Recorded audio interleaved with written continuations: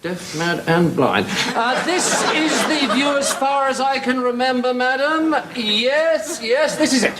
When I pay for a view, I expect something more interesting than that. That is Torquay, madam. But it's not good enough. Well, may I ask what you were expecting to see out of a Torquay hotel bedroom window? Sydney Opera House, perhaps? The hanging gardens of Babylon? Herds of wildebeest sweeping majestically? I expect to be able to see the sea. You can see the sea. It's over there between the land and the sky. I need a telescope to see that. Well, may I suggest that you consider moving to a hotel closer to the sea? Or preferably in it. Now, listen to me. I'm not satisfied, but I've decided to stay here. However, I shall expect a reduction. Why? Because Krakatoa's not erupting at the moment?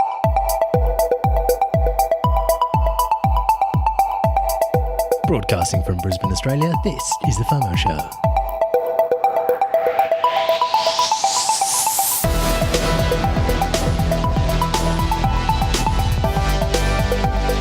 I'm Matt. And I'm Joe. And this is a podcast where you'll hear about blockchain, cryptocurrency, emerging markets, and future tech in relatively plain English. We'll help you stay across what's going on so you don't get the fear of missing out. You can find us at FOMO.show or by searching for The FOMO Show on your platform of choice. Now, everything in the show is in the show notes. You can find links to stuff we're talking about and timestamps to the relevant parts, so you can always skip ahead or find it later. So this episode, we're going to be covering a fair bit of news.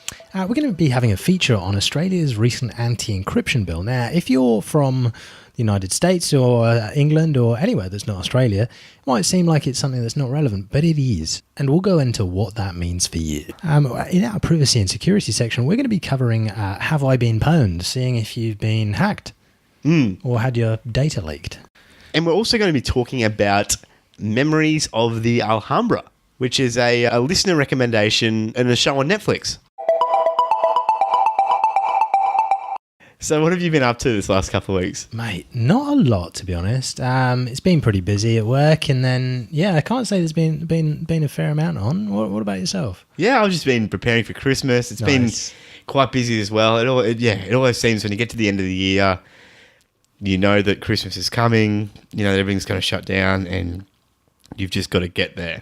And so I honestly feel like it was only yesterday that we recorded the last episode because the last couple of weeks have just gone so quick. Have you bought all your Christmas presents yet? Most of them. Nice, good. Did the big shop yesterday. It was really tough, as usual. I just don't know.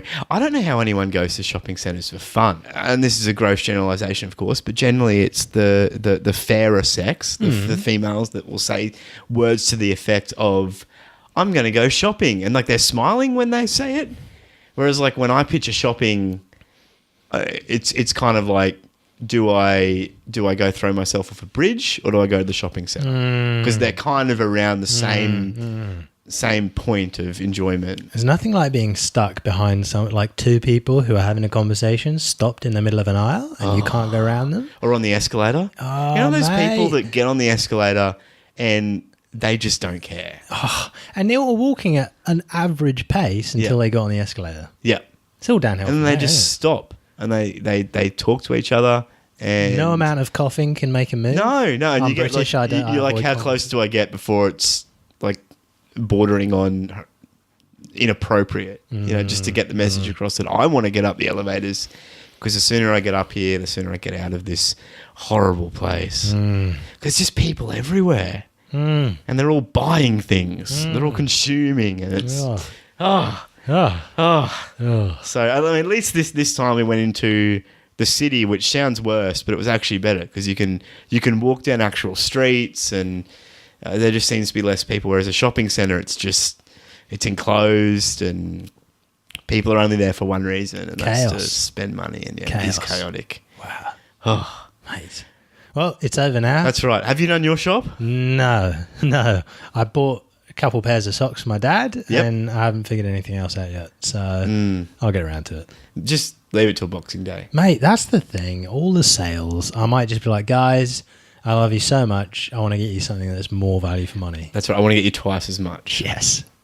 Spend the same amount of money, get you twice as much. See, that shows I really love my family. That's right. Yeah. That's right. I want to get a good deal for them. That's right. Yeah.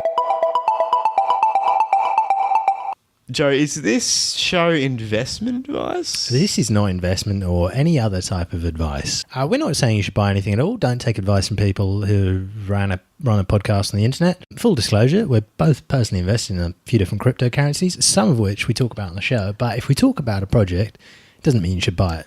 So do your research, never invest more than you can afford to lose, and most importantly, avoid the fear of missing out. If you're new around here and new to crypto, check out our Blockchain Basic series. It starts from episode 2 and continues till episode 8. It'll give you some grounding in the fundamentals and help you understand what on earth we're talking about. Let's jump into the news. Cool, yeah. So first bit of news, debt worldwide has hit a record of $184 trillion, or to put it into something that's slightly more relevant, that's about $86,000 per person. And that's across the globe, which is insane. I mean, I saw a figure on another website that said that this was 225% of the global GDP. Wow. And it's amazing when you think that about, 4 billion people live on about $5 a day? It's absolutely insane. I mean, it's saying that borrowing is led by US, China, Japan. This is data that's coming from the IMF, apparently. This is insanely high. It's $2 trillion higher than their previous estimate, and they're using data that's from 190 countries dating back to the 1950s. Wow. I guess the question we got to ask at this point is, does this debt even really mean anything anymore? $184 trillion is just, you can't even picture that amount in your head. Are we really expecting to pay back $184 trillion worth of debt? Because everything seems to be tending towards the debt. Like, the debt just keeps going up, it's not like it's reducing. So at what point does it just kind of become completely detached from reality? It's true. Is it a big game of musical chairs? Yeah. But yeah, it's interesting that the wealthier countries are the ones that are the most indebted. Yeah. So the ones who borrow the most are the wealthiest, or quote unquote wealthiest. But then I guess you get that's the same if you look in just your town. Yep. The wealthy people, the people who are quote unquote wealthy are the ones who lease all these fancy cars and get mortgaged to the hilt for this fancy house that they can't really afford. Very true. Whereas you've got the Warren Buffetts of the world who just drive a regular car and live in a pretty modest house. Yeah. But maybe it's just, ostensibly the wealthiest countries. Yeah, I'd love to dig a little bit more into this and maybe look at what happened in late 1920s, early 1930s as well, because I've been reading. You mean Great Depression? Yeah. Because I've been reading a lot about this recently, more just about the state of our financial system at the moment. And Alex Fetsky actually put up a really good article about a lot of the indicators and just the age of excess and what's going on in our world in general.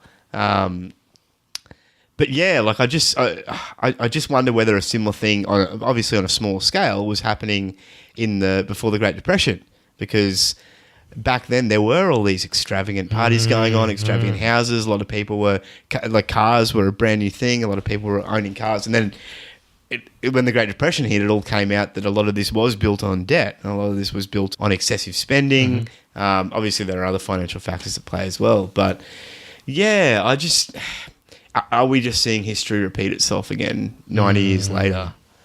I wonder. Or is it completely detached from reality? Because if it's completely detached from reality, then what does debt even really mean anymore? And is it just going to go on forever ad infinitum and don't worry about anything, just carry on as you were? Yeah. Next piece is kind of interesting. Now, if you want to dive into the technicals, open the article up yourself. Just covering the very high level. So computers could soon run cold with no heat generated. It's worth checking it out. But basically, there are 3 breakthroughs that have happened in the last year. One's in transistors, one's in superconductors, and one's in chip design. And these are so interesting, in fact, that we may see cold running computers before too long. Now, what's the problem at the moment? Yeah, so the problem at the moment is that when you've got heat, so the heat's essentially the loss of energy. So it's energy that's radiating out from somewhere and escaping.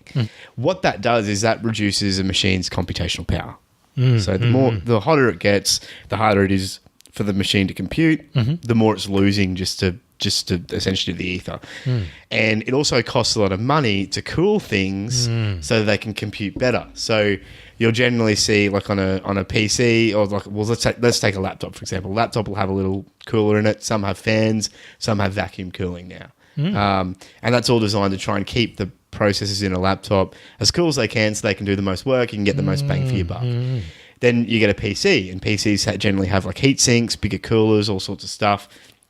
But some people run water cooling on their PCs. And what a water cooler allows you to do is to essentially keep the heat down around like the 20, 25 degree mark. Whereas with a fan or a heatsink, it's more like 40 degrees, 45 degrees. And so with that extra 20 degrees, you've got essentially 20 degrees worth of wiggle room where you can try and push more out of your chip. So people will do what's called overclocking. And overclocking will generally, yes, it'll raise the heat, the temperature, because it's doing more work, but you'll get more performance out of it. So it's this kind of battle between managing heat and performance, and because at the moment it gets like say 70 or 80 degrees, then that becomes unsafe, and you could burn your chip out and do a lot of damage. So, yeah, I guess that means that there's a desire on all fronts to make chips and computing chips work better, and also to make cooling more efficient. So there is a few different innovations they're making, but one of them is the US Department of Energy's Berkeley lab is proposing a material called sodium bismuthide. They're using this for a new type of transistor design. It basically says that it can carry a charge with nearly zero loss at room temperature, so no heat, which is kind of cool. So it's superconductor-like, but it doesn't need the same amount of cooling as a superconductor, which is kind of cool. There's another area of interest called spintronics, which is like magnetically encoded information, which can be transported without heat production, but it uses the magnetic properties of electrons, and which is called electron spin. But that's an interesting area to do with sort of creating efficiency gains in information transfer, which is sort of interesting, which is kind of cool. Now, I don't understand a lot about that, as is very clear. But the third breakthrough, which is really interesting, in chip design, it's where you optimize the chip design for better cooling. So by having spirals or mazes that coolant can travel through, so those would be embedded on the chip surface to cool, instead of adding heat sinks and stuff like that. Yeah. Or sticking, cooling stuff on there. So actually designing chips to be cooler. I've never thought of that before, but that makes so much sense, because at the moment, for anyone who's built a PC, you know that you stick your CPU down first, then you put some thermal paste on top of the CPU, then you whack a big heat sink onto it. And the idea is that the heat from the CPU will radiate through the thermal paste into the heat sink. And so you're literally sinking the heat into a big chunk of metal. And you'll generally have a fan on top of that, which tries to cool the heat sink as well. But that's all external. But like if you can, run like cooling material through the actual CPU and cool it before it even radiates out, then you could operate at a lower temperature. So the long and short of it, I guess, is that things are going to get a lot better in the future, and they're already pretty good. But expect faster stuff as we go on. Awesome. So a press release on PR Newswire came out, and it was saying that a company called Good Money have secured a $30 million Series A financing round led by Galaxy Digital's EOS VC fund. And the headline is, "A digital banking platform with a conscience is democratizing the banking industry and using its profits to create a better world." Yeah, so Good Money is saying that they're providing value-based banking services aimed towards a rapidly emerging neobanking market. And so they feature a FDIC-insured savings account that will generate a 2% yield. They want to have free ATMs nationally, no overdraft fees, and the lowest consumer loan rates in the country, essentially to help Americans get out of debt. Like what we were talking about before, there is a big problem with debt. So in a historic first, they're saying every customer will receive equity when they open an account and will become an owner of the banking platform. So that's a way that they're trying to, quote unquote, democratize access to ownership and wealth creation, and you can earn additional equity by installing the app, setting up a direct deposit or referring friends, things like that. But they're putting 50% of the platform's profits to, social and economic projects, looking to solve inequality and renewable energy and environmental stuff. And the founding team have also apparently pledged half their equity to philanthropy and impact as well. Yeah, so it's a really good message. I mean, essentially they're saying, look, we want to build a platform where you own the bank. I think that's kind of their message. Yeah, and so, I mean, they've done enough to get a $30 million Series A investment from Galaxy Digital's EOS VC fund. So I assume there's going to be some form of EOS kind of cryptocurrency aspect to this. But it's kind of interesting. So it's built. They've got a cool looking app, and you get a really cool looking card as well. And yeah, the app looks pretty cool. But yeah, you can. It looks like you can invest in stocks and shares and things like that within your bank. And cool. We'll have to keep watching that. So next bit of news: 7 Southern European Union nations have united to take a lead on blockchain adoption. so France, Italy, Spain, Malta, Cyprus, Portugal, and Spain. Spain twice. Spain is twice. One means Catalonia. So they signed a joint declaration to promote the adoption of blockchain in the region to, quote unquote, transform their economies, which probably need it. Yeah, they further committed to collaborating on development of the technology in order to become, quote unquote, a leading region in this sector.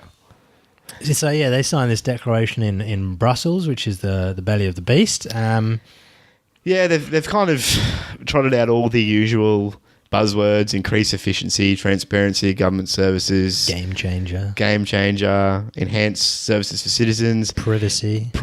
Yeah, I mean, look, bringing accountability and privacy for the end users, which is a lovely sentiment, isn't it? Maybe they could discuss that with our government. Yeah. And they've said this can result not only in the enhancements of e-government services, but also increased transparency and reduce administrative burdens, better customs collection, and better access to public information, the declaration says.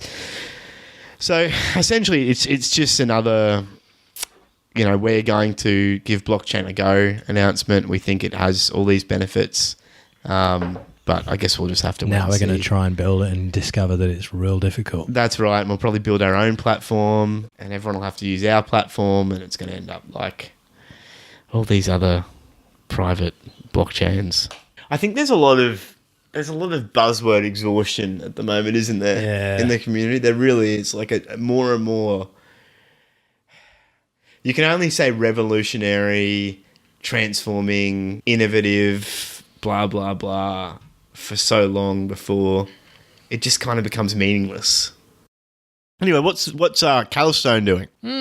So this Calastone is a global fund transaction network. It's a UK-based company, and they said that they're going to switch their entire system to the blockchain in May 2019. So that's going to be for fund trade clearing services. So yeah, Calastone processes mutual fund trades for over 1,700 financial companies, including JP Morgan Asset Management, Schroders, Invesco, and a bunch of other companies as well. Okay, so what is a mutual fund for anyone listening that doesn't know what that is?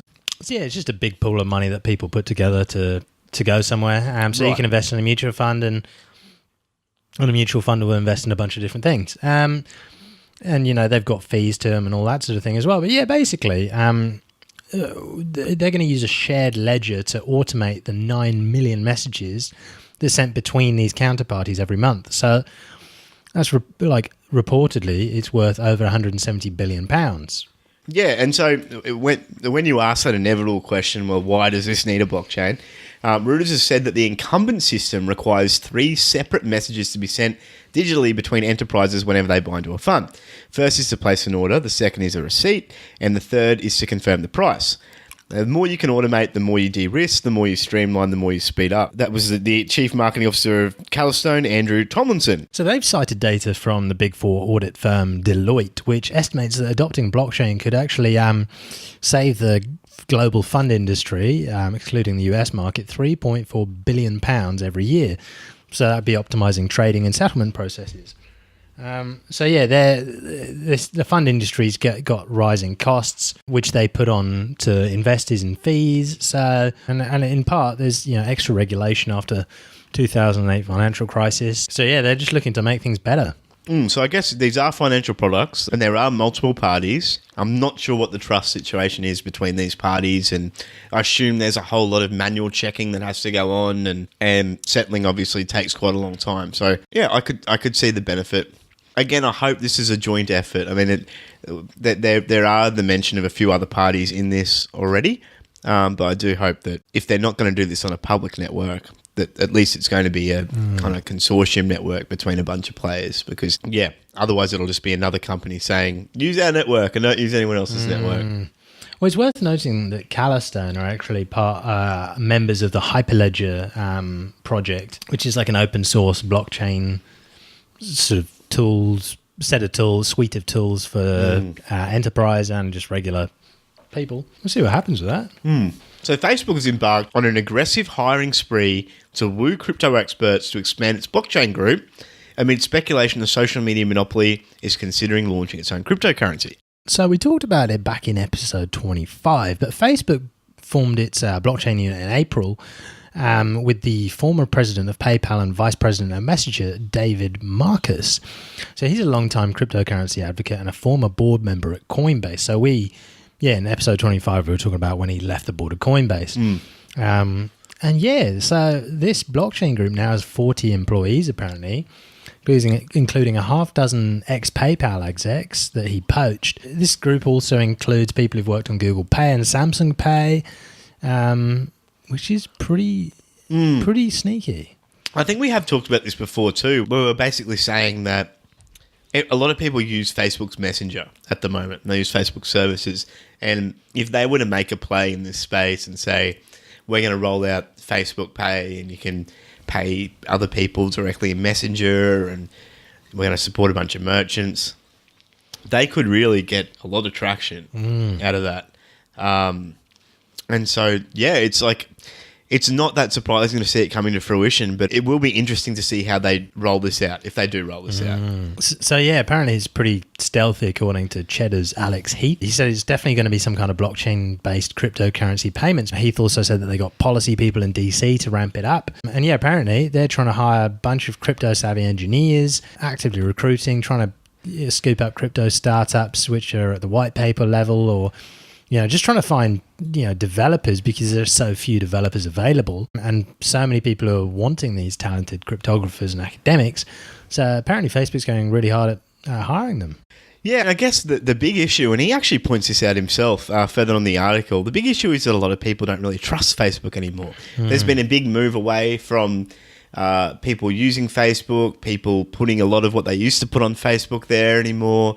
Facebook has suffered a pretty significant hit to its PR reputation, and I also wonder how many of the people use Facebook actually still use Facebook, because I know a lot of people, including myself, don't really use it anymore, even people that have it. Yeah, so the same journalist said that a lot of the people got into this industry because of the centralization and the data misuse of companies like Facebook. Yep.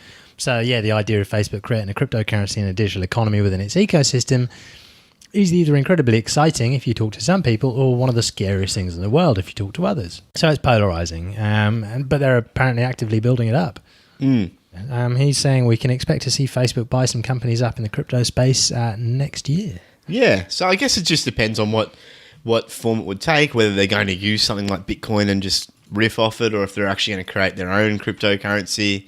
And if that'll even really be a cryptocurrency at all is another question, because it's at that point, like if Facebook do this, the question is, are they a cryptocurrency or are they just another bank?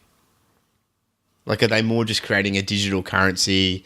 If it's denominated in their money, are they really just creating like a digital reserve bank within their app? Because they've got more users than there are, people in any one country. Yep.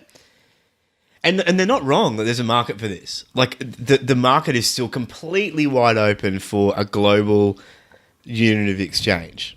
Bitcoin, as much as we'd like to say that Bitcoin has cornered that market, they haven't. Because you're not going out to every store in the world paying with Bitcoin at the moment. You've really got to seek places out. So it's not there yet. And really, this whole scaling debate and everything else over the last few years has meant that Bitcoin's kind of spun its wheels and there hasn't been a lot of adoption.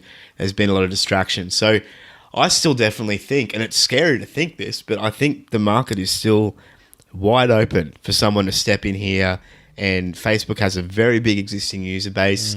Like it or not, they still have a lot of active users who do trust them, who really just prize convenience over everything else.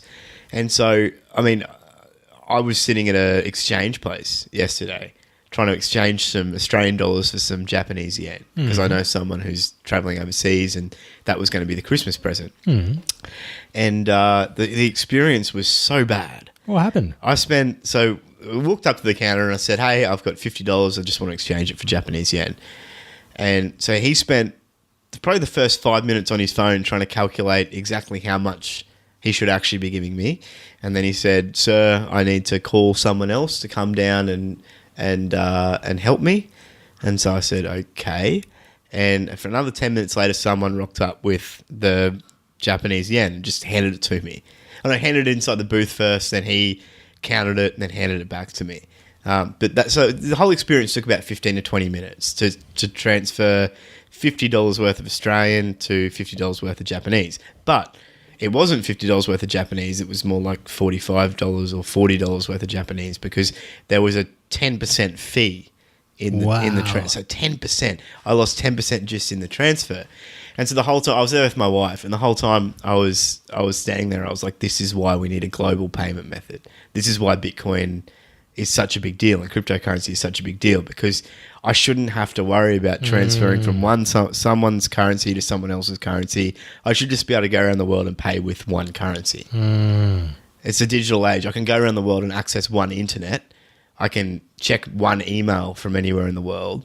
Why should my payments be any different? Why should there be all these fees and transfers and blah, blah, blah, blah?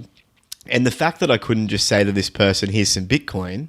I know Japan has a lot of Bitcoin, but there's still a whole bunch of onboarding that needs to go on to do that. Means that Bitcoin is not there yet. But someone will step in and do it.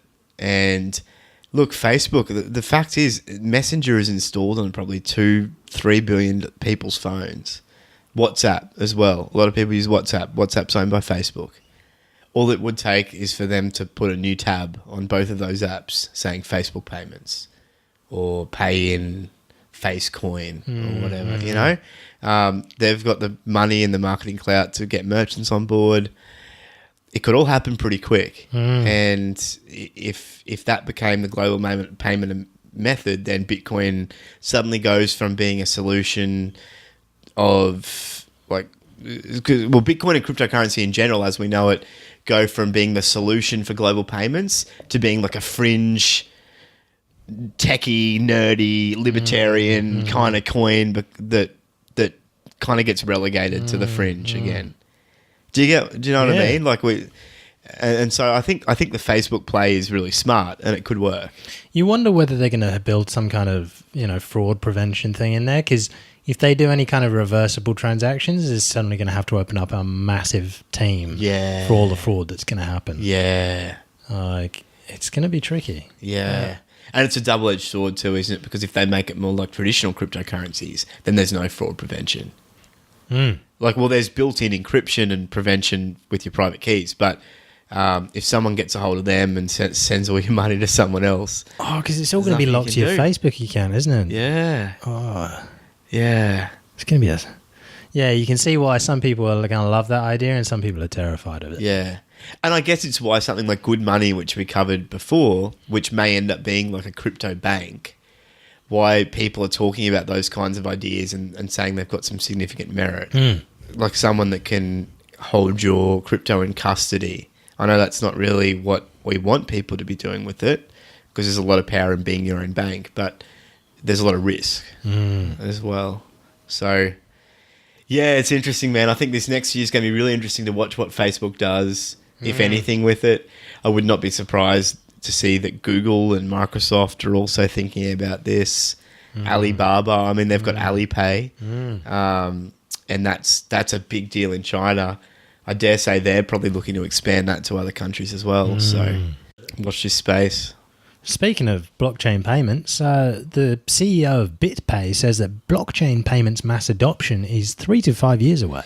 Yeah, so the CEO of BitPay, Stephen Pear, has said that speculation on future adoption drives Bitcoin's price more than actual utility. So yeah, he was saying a very big component of the Bitcoin price is certainly speculation. It's investors that are speculating on the future usage and adoption of it. And he's sure it's a small component of the price that's actually utility. Yeah, and he said that such adoption is probably under half a decade away, and said that I used to say 10 years, but now I think it's more like 3 to 5 years. And so you can go into a restaurant, a retail establishment, and just everybody's going to expect that in that store you're going to be able to accept a blockchain payment. And I think he's probably right.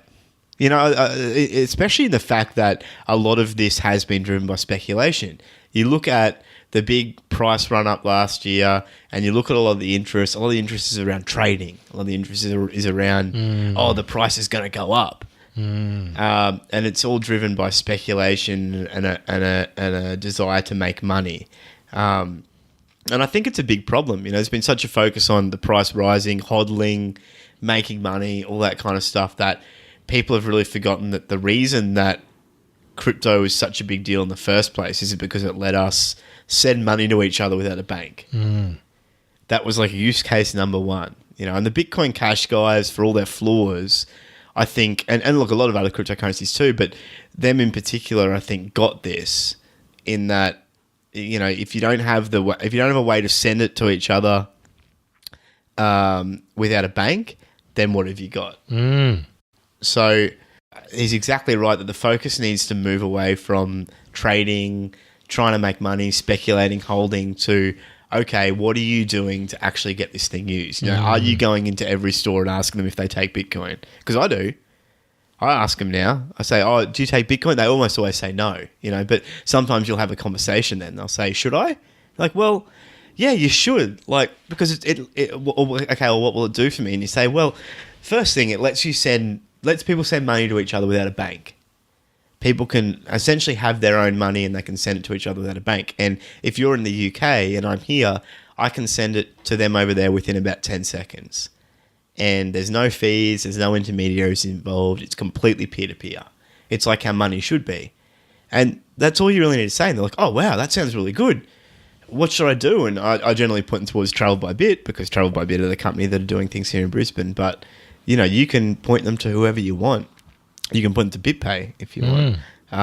But without that, without like asking the question, pushing for merchants, trying to take payments yourself wherever you can, how do we ever think that this is going to get any kind of adoption? There's got to be demand, and if you're not making any demands, then there's going to be no demand. Because all the speculation is driven on it becoming a method of payment within 3 to 5 years, really. That's what the speculation is about. Everyone's like, one day it will be this thing. Everyone will use it to pay things. But that just doesn't happen by itself. No matter how much you say. You can't sit around and just wait for one day it just happens. That's right. And who do you expect's going to do it? If not you, like the people that are passionate about this now, sitting around and holding it, that does nothing for anyone, really. That's true. You're actually just contributing to it not being adopted.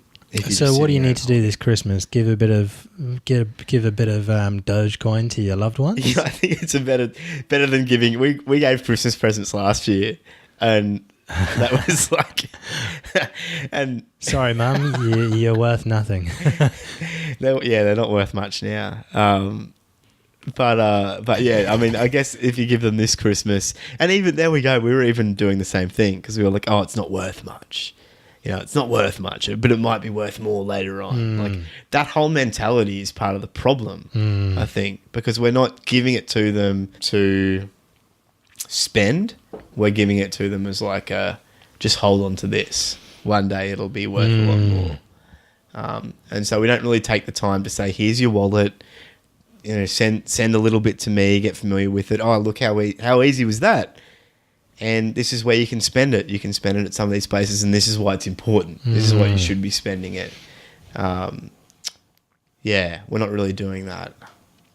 I think we got to if we actually want this thing to take off. Well, there was an interesting study that was published by the Cambridge Centre for Alternative Finance, and they stated that the number of verified cryptocurrency users nearly doubled this year, which says despite the decline in prices, the user base increase could signal a potential recovery during 2019. Slow and steady wins the race. Wherever you're joining us from, it's a pleasure having you here. Why not drop in our Telegram channel and say hello? You can find that at fomo.show/Telegram. Now, we've got a listener recommendation of a TV show that you can find on Netflix. It's called Memories of the Alhambra. Thanks to Kelly for shouting that out on our Telegram group. I started watching it this afternoon and never actually got around to finishing it because I was ill. But yeah, no, it was really cool. A really interesting plot actually starting out. It's in South Korean. Yeah. And it's got subtitles, so you can't really multitask when you're watching it. But it's really interesting about this South Korean investment manager sort of dude who goes to some town in the middle of Spain to try and seek out the mysterious founder of a groundbreaking AR game, which is about medieval battles in this random place in Spain. And so he goes to meet the creator of the game, and then he meets the sister of the person who creates the game at this hotel, and there's a mysterious incident, and the border between the real world and the AR world, which is built by this dude, begins to blur. Wow. So Kelly mentioned the graphics are amazing, and they looked pretty cool. They've done a lot of like motion tracking and put 3D models within the real world, and they've made it look pretty cool. So it's worth taking a look at if you enjoy future like a vision of the future. Cool. Yeah, it's kind of cool. I'll have to check it out. I mean, when you said that there was subtitles, I normally multitask when I watch things as well. So I'll have to pick a time where I'm really just settling in to watch something. Mate, this assistance and access bill came into being in Australia. Now, a lot of people probably haven't heard of it. Those who have probably didn't really care that much, or unless you're into privacy, you probably didn't really pay much attention to this when it came through the news. It was something to do with saving the country against paedophiles and terrorists. What is this assistance and access bill?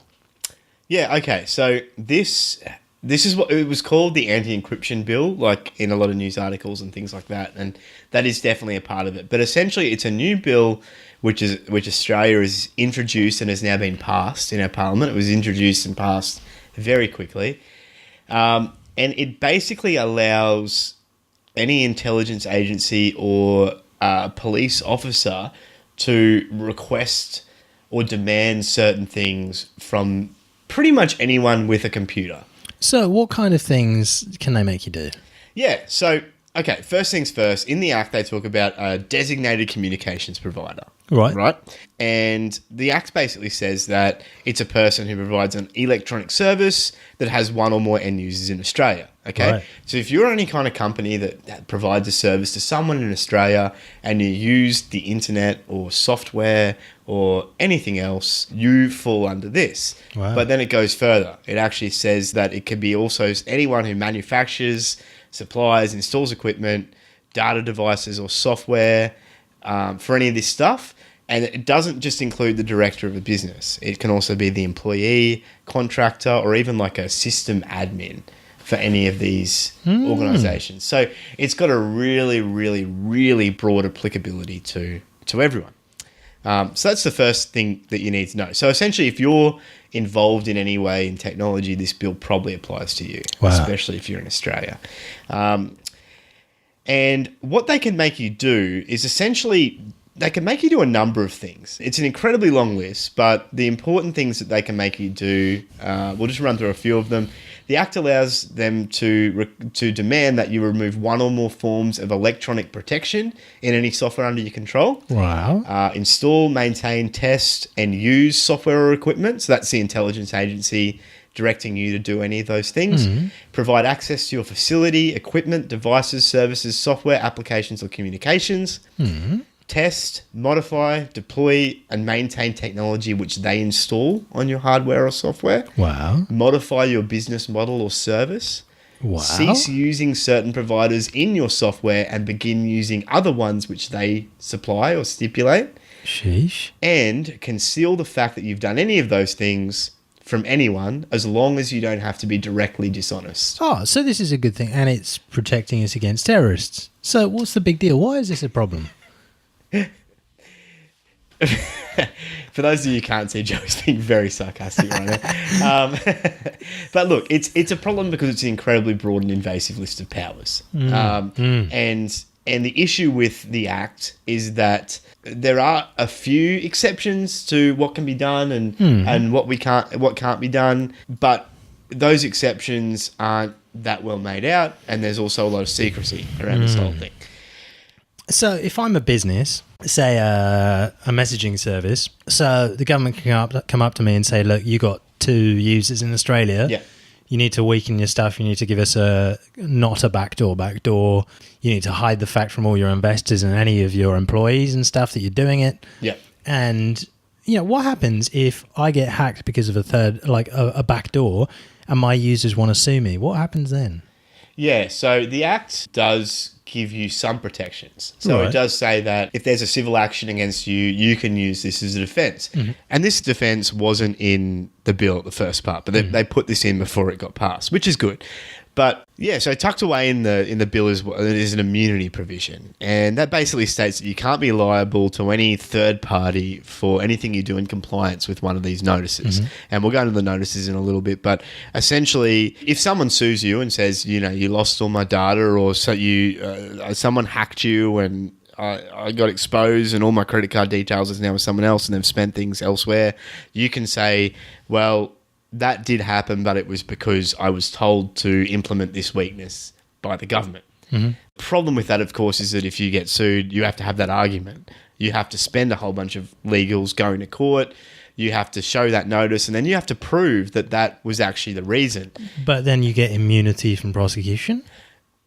You get civil immunity. Okay, Right, so right. if something criminal is done, there's not necessarily that immunity. But civil immunity means that you can essentially plead this as a defence. But there's a lot of issues with that, obviously, because how do you know, how does the court know that this was all because of what you were told to do under one of these notices? Wow. You'd have to prove that. And it's because there's a number of secrecy provisions and a number of national security provisions in this bill.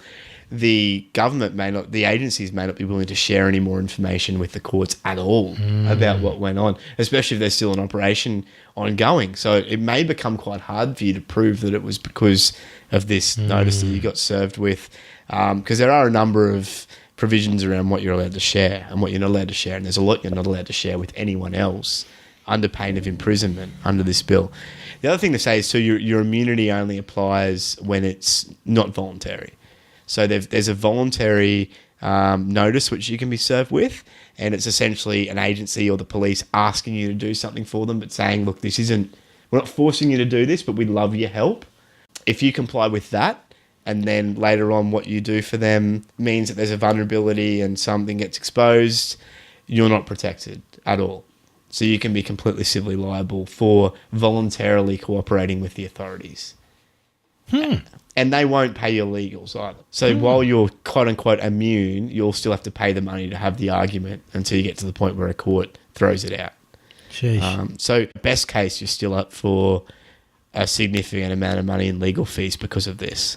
Wow. So the way that they're doing all of this is through what's called a technical assistance request, a technical assistance notice, or a technical capability notice. And these are 3 different types of notices which they can serve you with. So in a nutshell, what are each of these 3? Yeah, so technical assistance request is basically a voluntary request. And it's a voluntary request that they can make when there's something the agency or the police need which relate to national security, Australia's foreign interests, economic well-being or security of information, or enforcing criminal law. And the criminal law, it can be Australian law or international law. So this isn't just covering Australian law. If another government comes to the Australian government, especially if they're in the Five Eyes, for example. The Five Eyes being Australia, Canada, New Zealand, the United Kingdom, United States. Yeah, exactly. And then, look, there's a lot of speculation, and it's probably not that speculative. It's pretty certain that this is a mechanism by which all of the other Five Eyes nations will be able to basically enforce their intelligence objectives through Australia as So well. this is a gateway for information to get to these 5 countries. Yeah, like it's no real secret that we are the test bed for Five Eyes. It's been that way for quite a while. They'll deny it, of course, but that's just, it is the way it is. That's what the facts say. So the first one's voluntary, so I won't spend too much time on that. But the second one is what's called a technical assistance notice. And it's quite similar to the technical assistance request, except it's compulsory. You know, if you're served with this, you have to comply, essentially. Now, it must be in relation to those objectives we talked about earlier, and it must be a listed act or thing as well, which we also talked about earlier.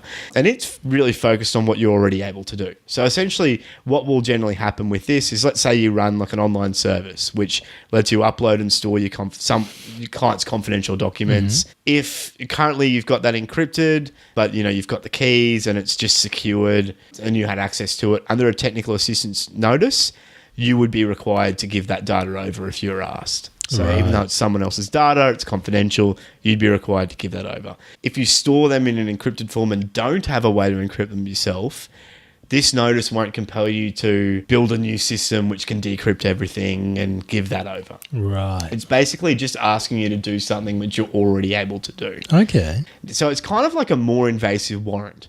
So generally, you've got to go get a warrant for a lot of this stuff. There's still provisions around having warrants in this bill, but the warrant doesn't have to relate directly to what they're asking you to do. So it's just enough that an agency has one warrant and they can say, well, this is in relation to that warrant. They don't actually have to serve you with a warrant. They just serve you with a notice. Wow. Because a warrant, generally, you have to get judge's approval for. This one you don't. Wow. Wait, you don't have to issue any kind of warrant. It's just the agency can come up with these. The agency can come up with these. Yep. Generally, it's got to get the signature of the head of the agency. So it might be the director general of the agency or an attorney or something like that. But yeah, you don't have to go to the court to get signing off on this. You can just serve it straight as long as there's a warrant somewhere. So let's say there's a suspected terrorist, right? And the court issues a warrant which allows an agency to take all means necessary to track down this suspected terrorist. Or even a warrant which is just generally in relation to powers for terrorism, then that's enough. All that would have to be done is to refer to that warrant and say, we need you to build capabilities because we've got this warrant and we're probably going to have warrants like it afterwards as well, and we need you to assist us. That's enough. So it doesn't really have to be in relation to you at all. There are some additional requirements. So there are some things that need to be done.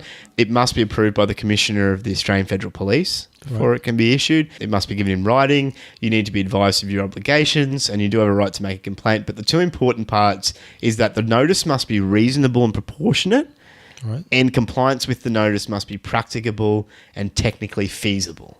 And those are the two areas that it has to check off on every time. Right, okay. And that's where the discretion comes in. So we'll talk about that later when we talk about how you might deal with this if you serve with it. But the last one's this technical capability notice. Okay. And so if you've got the technical assistance notice, which is like, we want you to do something that you can already do. But a technical capability notice is, we want you to do something that you can't do currently. Wow. So basically, you still have to comply with the relevant objectives and listed act or things tests. So, and you still have to be reasonable, proportionate, technically feasible, all the things the other notices have to be. But there are some differences. So you'll be required to implement solutions that meet the surveillance and access requirements of the agencies. And this TCN, the technical capability notice, will be more like a brief. It'll be more like you've got, if you're a software development company and a client comes to you and says, this is what I want done. Here's my list of things I want done. And then you're like, okay, here you go, here's my quote, and then we'll build this for you. It's kind of like that with the agency. They send you this technical capability notice, and they say, this is all the things we want done, go away and build it. Wow. So some feasible uses for this kind of stuff under the legislation would be, for example, building a program which can decrypt and feed all the communications between users of a platform directly to the agency without their knowledge. Right. That's one thing. Requiring all key pairs used in a platform to encrypt the data to be stored somewhere, so that can be sent to the agency as well. They could require a software company to re-engineer their software to use agency-approved data management services or solutions. They could require a company which uses software for its day-to-day business to cease using that software and use something else that's agency approved, or that they have a existing backdoor into already. Wow. So that means they could actually force your company to, even if you're not some kind of service provider or anything like that, if you're a company and you're using accounting software X that encrypts your data, they're saying, no, use this Australian government-approved accounting software. Yes, wow. definitely. Yeah. So if you are anyone that's engaged in those things we talked about at the start, which is basically anyone that uses technology, they can come to you and say, we want you to do this, because it may help us in enforcing one of our warrants or our national security objectives. So I would not be surprised to see down the line some blanket technological capability notices going out to companies saying you are required to, if you use any of these programs, to swap to these programs. And the inference with those programs would be, of course, that the agency has a direct line to their data. Wow. So can I hazard a guess that if this is working successfully, this act, we will never hear about what is happening? Yeah. We just know that it is possible, and it is.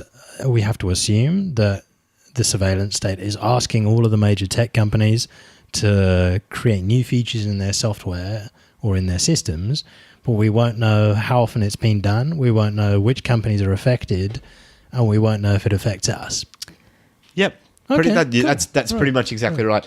And so you can begin to see the issue then. If they've got the power to issue these notices, which basically allow them to do almost whatever they want, as long as it's in the interests of quote unquote national security or criminal justice, then you start saying, well, okay, let's say I'm an international company, right? And I've got 3 different companies who are vying to have me use their software. And 2 of them are international, one's Australian. Almost instantly, I would look at that and I would say, well, I don't know this Australian company, and I don't know whether they've been served with any of these notices or not. And they may not have been.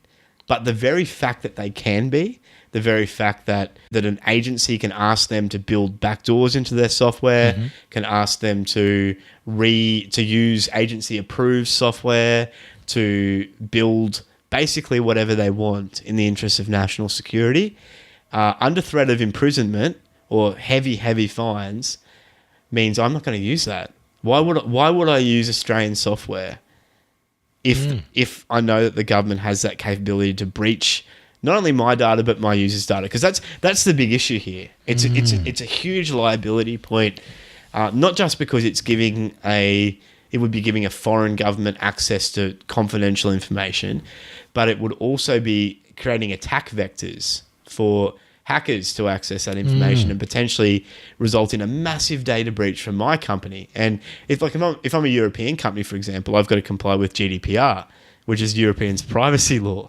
And it's almost the direct opposite of what this act is doing. It's essentially trying to give control back to users of their data, whereas this is saying, no, we own your data and we don't really care what vulnerabilities we create. Because, I mean, we've talked about this before, but you know from your time at a firm which does a lot of pen testing and security stuff, all you need is one chink in the armor, one bit of weakness, and it's quite easy to exploit as a hacker. And that's essentially what a lot of the argument about this bill has been. It's been like, okay, we understand the national security stuff. We understand that governments, that's a big deal for them, and whether it's a legitimate concern or not, that's the excuse that a lot of people use to cut down on people's freedoms. But what we don't understand is why you would ask us to create these blanket vulnerabilities, this data going elsewhere, when you know that it is getting harder and harder to secure our systems and harder to manage our data. And with the secrecy that this all has to go under, I mean, you have to build all these capabilities in secret. You can't tell your users, the techies who you're getting to build this. There are a few people who are going to be in the know, and this is going to be valuable information. So it leaves a lot of room for corruption in the process as well. Yeah, it really does. And it's, look, a lot of these breaches that happen are because, you know, an employee of a company or a government employee has left their computer on a train or something. But imagine if it is the computer that has the security keys for all of these back doors into all of these companies, you know, and these companies are being asked to leave the door open or to use software where they know the door is left open. They're being asked to build algorithms which allow any security agency to decrypt data on their system, when most companies they need to have end-to-end encryption to guarantee that things are going to be safe for their users. Yeah, it's really tough, mate. And there are some limitations. Like it's not like this act has come out and there aren't some limitations to the power. The problem is the limitations almost completely cancel out this bill if you take them for what they actually mean. The big limitations in this bill are around creating systemic weaknesses and vulnerabilities. And this actually wasn't in the bill at the start, but there was so much criticism that the government kind of said, "Oh, okay, we better put in something that will you know, at least assuage some of their doubts." And so a new section was put into the bill which stated that a notice couldn't have the effect of either requiring a provider to build systems or systemic weaknesses or vulnerabilities into a form of electronic protection or prevent them from rectifying one which is caused by the notice. And it also specified that building a new decryption capability in electronic protections or rendering systemic methods of authentication or encryption less effective isn't permissible. So that's basically anything that could jeopardize security of information held by another person or create a material risk that data could be accessed by an unauthorized third party. Now, that's a whole bunch of legal speak and bill speak, but basically it means that you can't build something into your system which will make it weaker or represent a real risk to your users. So basically you can't do what they're asking you to do. That's exactly right. So weird. And this is the big issue with the fact that this bill was rushed through, and also the fact that it seems like most of the people involved in this bill don't really understand how security works. And there was that famous saying from Malcolm Turnbull, our former Prime Minister, which we had as one of our intros on the show. The laws of mathematics are very commendable, but the only law that applies in Australia is the law of Australia. But yeah, it goes directly against everything else the bill is saying. And so if me as a lawyer, I'm looking at this and I'm saying, well, doesn't everything they're asking me to do either create a systemic weakness, jeopardize the security of information, or create a material risk that the data could be accessed by a third party? That's what I would always be saying. And so I think what that really means is that anytime a notice is served on a company with this, at least for the next maybe 6 to 12 months, it's probably going to devolve into an argument about whether this notice constitutes a vulnerability, weakness, or risk. The company would always be saying that it does. The government will be saying that it doesn't.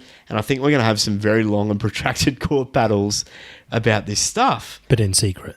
This is the biggest issue, is that there's provisions within this act, and you can look through the act and see them for yourselves, where there are serious penalties, and I'm talking imprisonment and huge fines for talking about this to anyone except your legal representative. It's crazy. I mean, Open Whisper Systems, which is this is the company that run the Signal messaging app. They wrote an article after this thing came in saying, look, good luck with that, basically. Yeah. Good luck trying to do that, because all kinds of politicians and use Signal to message each other encrypted messages and talk corruption and all that kind of stuff. But politicians are expressly excluded from this whole act. Really? They're the only party within this whole act who are expressly excluded from its application. So you can go into the bill, and it's only a few lines, but there's a tiny little section. about 2/3 of the way. It's a 230-page bill. It's huge. But it's about 2/3 of the way through, and you will find a little exclusion which basically says that parliamentarians, none of this applies to them. They have complete immunity. And these are the people who are meant to represent us and kind of be the extension of us and have the same standards applied to them as are applied to us. And I just find it very ironic that this bill, which will likely ruin the Australian software industry, I can't see a way that this will not ruin the industry, because no international company will want to do business with an Australian company when these kinds of powers are given to the government. So this bill is going to ruin the lives of a huge amount of people, ruin the companies, but the parliamentarians are completely exempt. Wow. So I can see a few different impacts on other countries apart from Australia. So yeah, you firstly got the loss of trust in this kind of software, but secondly, if you're in a Five Eyes country, or even if you're not in a Five Eyes country, you can now assume, let's say you live in the UK and you use Facebook, all they need to do is the government of Australia, so they just need to tell Facebook, look, build in a back door for us and send that to us. That goes to the Australian government, then the Australian government, well, the Australian intelligence can send that to all of their Five Eyes as part of their sharing agreement. Well, yeah, and the law expressly says that it includes foreign enforcement. Wow. So they can get a brief from a foreign country and carry it out here and apply it to an international company. Wow. So that just means this actually opens up, it's not just Australia, it affects people from a bunch of countries. Yeah. So, yeah, what should I do if I'm a bit concerned about this? So, look, there are some measures that you can take to minimise the impact of the bill. Obviously, the first thing to do is write to your local parliamentary member and voice your displeasure, if you think that's going to have any use at all, which I don't think it will. So some things you can do right now. If you're a company that's involved in this stuff, or if you're an employee of a company or a decision maker in a company that anyway touches the internet or technology, even if you're a hardware manufacturer, this can be caught by that, and especially if you're in websites as well. That's another big one. Basically, what you want to do is start taking some measures to mitigate this. So you can look at, for example, if there's a way to outsource parts of your data management to an external, international third party who can't be compelled to break encryption. Consider using end-to-end encryption, because if you use end-to-end encryption and you don't hold the keys, you can't be asked to assist. You'd have to be asked to create the capability. And that will take longer, and you can also have the argument. It's a bit easier of an argument to have than the assistance notice.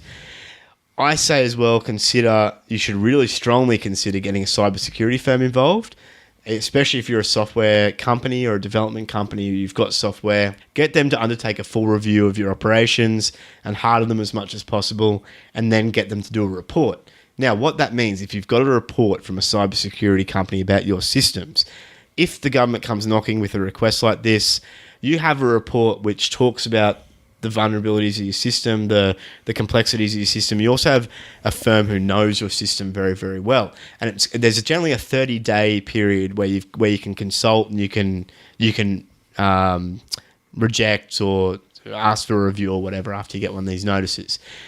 If you're asking a cybersecurity firm to come in, investigate your system, do a report, and make some recommendations within 30 days, first of all, I don't know whether any cybersecurity firm can do it that soon, but also you're not actually allowed to share this notice with anyone who isn't your legal representative or who already doesn't know your systems. So it would actually be quite hard for you under the legislation to bring in an external third-party cybersecurity firm who aren't already involved in your systems. Now, if you've had them do a report, then you can provide that in a response with your notice, and you could also pull them in. I talked to your lawyer about this and have them basically do like a supplemental report about what this would do to your security. Because the key here is showing that it's going to create a systemic weakness, a vulnerability, or it's going to be a risk. And I think that you are always going to have to put in a dispute with this and say it's going to create those three things. But it's a lot better if you've had a firm do that review for you and talk about you can even ask them, can you please contemplate what getting a technical assistance notice or a technical capability notice would do for us? Would that create a systemic weakness? And they'll say yes. They'll always say yes. So that's, I think that's something that you really need to look at doing as well. And to be honest, if you're an Australian company, I'd seriously consider moving your operations overseas and just not shutting up shop here, but pushing as much of that overseas as you possibly can. And if you're an international company, I'd be questioning whether you actually want to be doing business in Australia at all. As sad as that is to say, and it's not something I don't want to send people away from Australia, but I mean, the fact of the matter is that our government's using 1984 as a playbook at this point, and until they stop doing that, I don't know why you'd want to do business here while this bill's in place. So it looks like, yeah, if you use any software which has users in Australia, so pretty much any company, expect that is now spied on, and so you're being spied on, whether you're Australian or not, doesn't matter.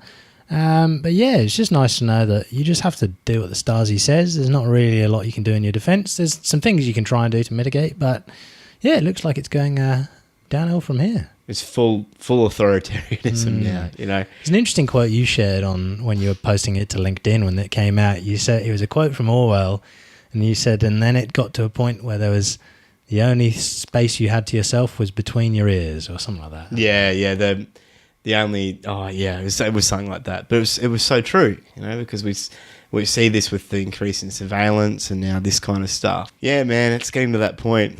It's really tough, and we don't have a Bill of Rights either in Australia. I think that's if you saw this enacted in America, then there would be some challenges under the Bill of Rights. They'd say, well, this quite clearly infringes on that.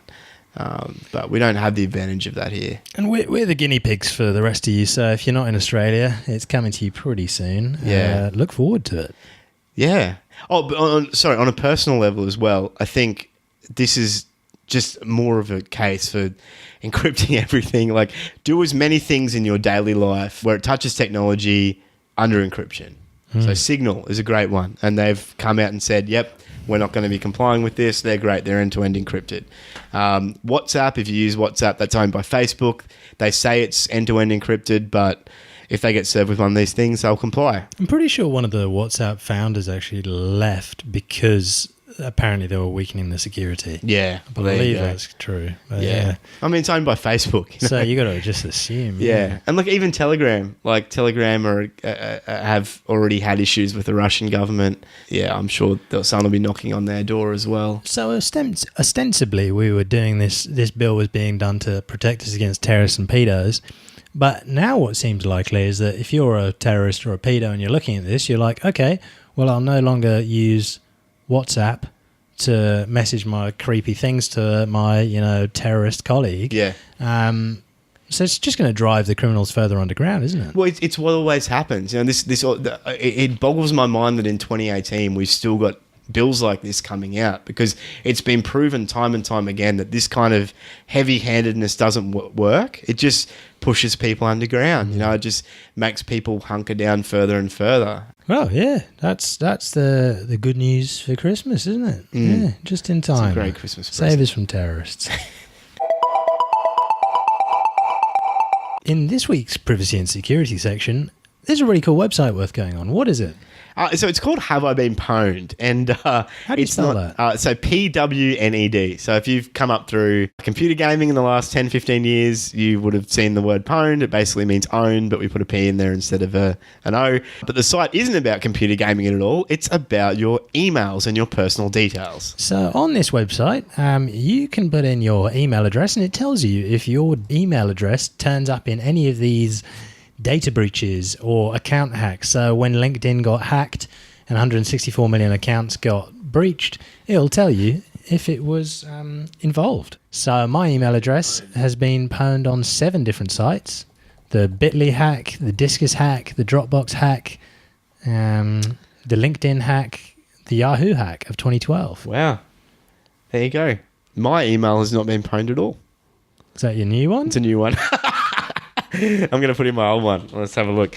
This is actually, it's definitely worth going and having a look, because if you use... all my email addresses have been... Yeah, if you use like a password across a number of accounts, it's really worth going and looking at this. So my name, passwords, and physical addresses were hacked in 2017. Wow. Okay. And I've been in a number of breaches too. Nice. Physical address. There Great. you go. This is why it's really good. We always say use different passwords for every single account. We've talked about malforwarders before as well. Malforwarders are essentially you have a different email for each account, so it can't be tied to a global email that you use for a number of accounts. That's a lot of reasons why they're really good to have. Because, if one's breached, then it's only one email, or if one's breached, it's only one password. Because what will happen in these leaks is that an email will get leaked and will get tied to a password, and basically then people can run scripts. And those scripts just try and log into like any site with these details and try and get access. And it's also why two-factor authentication is really good as well. Because even if they get your email and your password, if you've got two-factor authentication on it, then you can you're protected as well because they can't get your 2FA token. So yeah, all this tells you, have you been involved in a hack? Have you been at risk there? All this does is highlights the need for you to use good password management. What's the tool that you use again? LastPass. LastPass. Yeah, LastPass is really good. There's other ones out there as well. I think Dashlane's another one. There's a few other different ones. But yeah, LastPass is great because it will actually tell you if your password is used over more than one account, and it gives you like a tool to try and fix it all automatically. So it'll try and log in and fix, if it's supported in the API, it'll try and fix that password with a new one for you and then update your account, and which is really, really good. So yeah, check that out. Have I Been Pwned is interesting too because there's actually a lot of places that have been hacked that you probably haven't even heard of. There's actually a couple here that I didn't realize had even been hacked, and now I'm looking at it. I didn't know that Kickstarter had been hacked, for example. But so yeah, it's Have I Been Pwned looks at whether your email address or email addresses, if you use all the email addresses you've used, have been involved in a hack or data breach across 333 websites, 5.6 million accounts, and whether your data has been pasted on the internet for all to see. So yeah, check it out. See how many times you've been pwned. If your podcast player has any kind of ratings function, please feel free to spam us with a 5-star rating or a 4-star rating. Whatever It does help though. It does help. The more ratings we get, the higher we move up the rankings. The more likely it is that new people can find the podcast. So you can find us at FOMO.show. You can jump on our Telegram at FOMO.show/Telegram. Follow us on Twitter at _FOMO_show. And Facebook at Facebook.com/TheFOMO Show. YouTube, FOMO.show/YouTube. That's it for us here at The FOMO Show. Thank you so much for joining us. If you like our show, please do feel free to subscribe on your podcast app of choice or via our YouTube channel. I'm Matt. And I'm Joe. And as always, remember, No FOMO.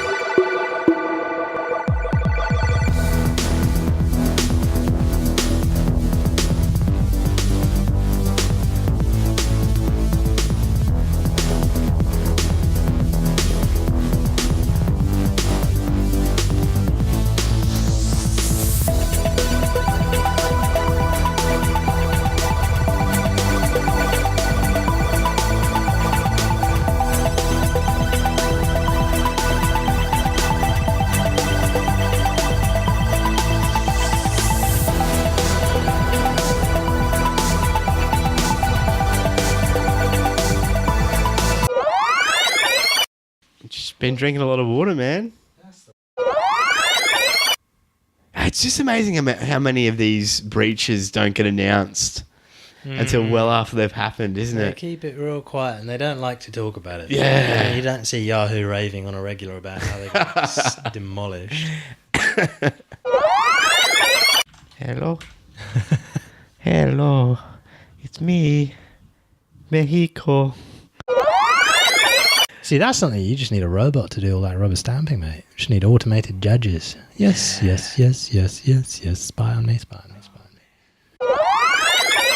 on me. Here's one that's far more interesting than some, missives from some European Frenchman. Love the French. Very submissive people. And what does it matter? Like, these dates are arbitrary. It's true. December 25, December 26. What's the difference? Really the you can miss difference. your tax return by a few days, but... Can you? Well, I don't know. Some people can.